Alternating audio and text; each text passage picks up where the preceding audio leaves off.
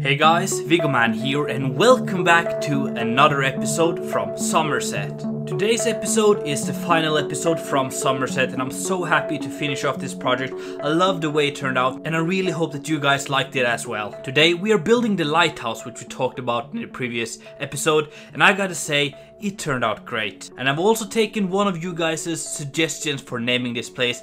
We're gonna call it the Summer Star, the light at Summerset that guides the sailors safely to harbour. You might be wondering why the lighthouse keeper has such a big house, and to understand that we have to go back into the lore. Before Argus gained its independence and Lord Pandula started building the current castle, the lighthouse keeper was actually the brother of the lord of this place. And the job that the lighthouse keeper did was so important that Lord Pandula decided to let the brother live here. And now every ship that docks in the Bay of Summer has to pay a small fee to the lighthouse keeper of Summerset.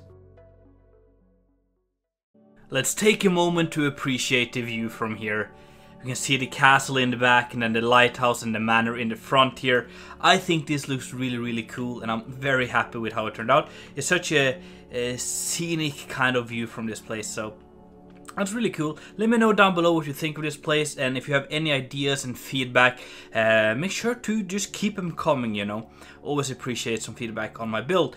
Let's start with a general overview.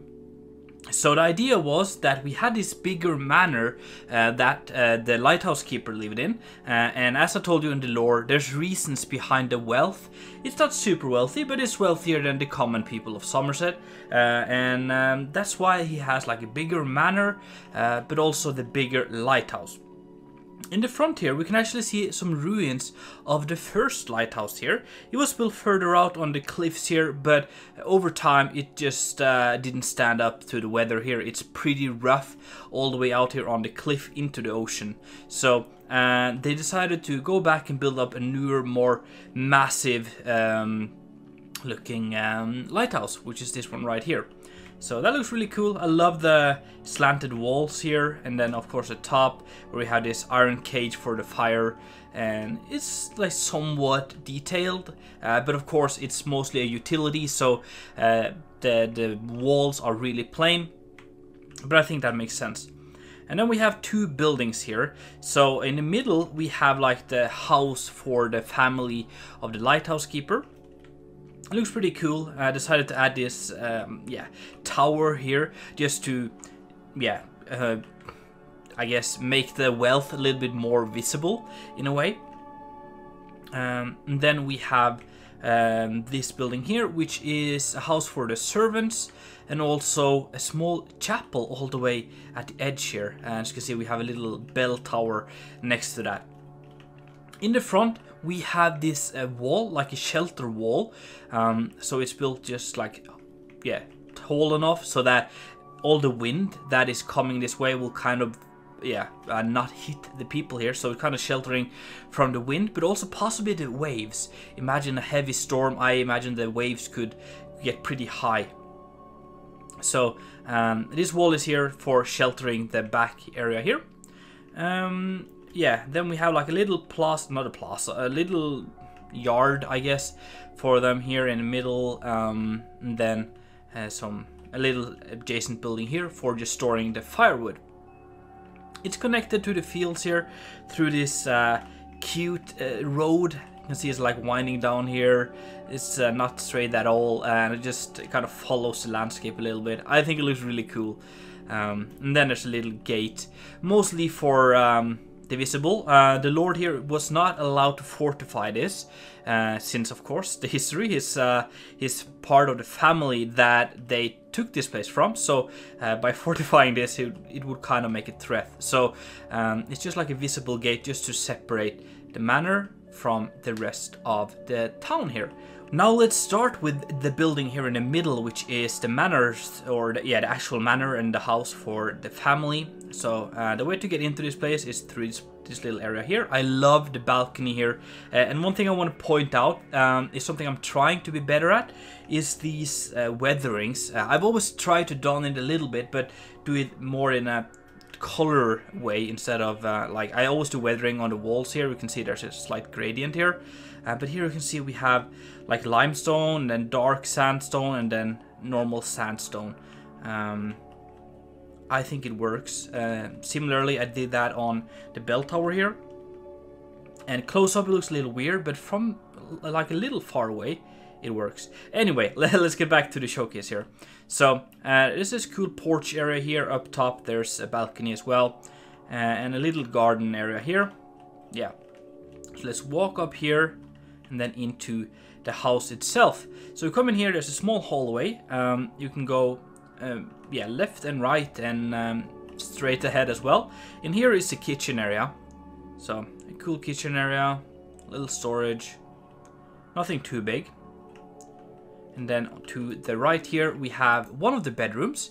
This is for one of the kids, so it's nothing too fancy, but yeah, quite big, quite roomy for not being the lord of this place. Quite cool. And then around here we have a little hallway which goes around and wraps around here and down into the basement, where we have beer and wine stored over here. And then we have like a little pantry with some eggs and apples and spices and whatnot. Yeah, just hidden around in here. So that's the basement. Then we have this cool, whoa, I forgot the ceiling here. This cool thing here, I like the way that it's slightly elevated a little bit, and you can go up to the second floor or straight ahead into another bedroom. Here there's two beds, this is also for the kids. Pretty cozy, I like this place. And then we go up here to the right. Actually, let's take a look. It's big and open in here. To the right we have the dining hall. This is pretty big. Here we are inside a tower with a great view like that. Fireplace and a place to sit. And yeah, I think it's quite cool. Little dining room. Then out here we have the living room. So it's, yeah, again, open and big. Here we also have the Summerset colors hanging. Yeah, there's a lot of natural light coming in here. There's windows all over the place. If we go around here, we can go outside and go onto the balcony, which is cool. Again, wonderful view. You can look at the castle, look at the fields and whatnot from here. Nothing too fancy, but it works. And then around here we actually have the master bedroom, I guess. So this is a place for the parents of the family here. Quite nice. I love the wallpaper. And then they also have a small private balcony kind of hanging over the cliffs here. Personally, as a man who's afraid of heights, I would not use this balcony, but yeah, if you like this place or not afraid of heights, you could go out here, but it looks a little sketchy to me. But yeah, the view is priceless, so I assume some people might want to use it. So that's pretty much, I think that's it. Yeah, that's it for the Lord's house. Now let's check out this building here, which again is the servants and a chapel. So let's just check out the chapel first. We go in here. And it's very colorful, as we did with the previous chapel as well, and it looks super cool. Yeah, nothing too much to see here. It's just like a bunch of colors, but it works. Outside here we can go up this little staircase and we get inside the house of the servants.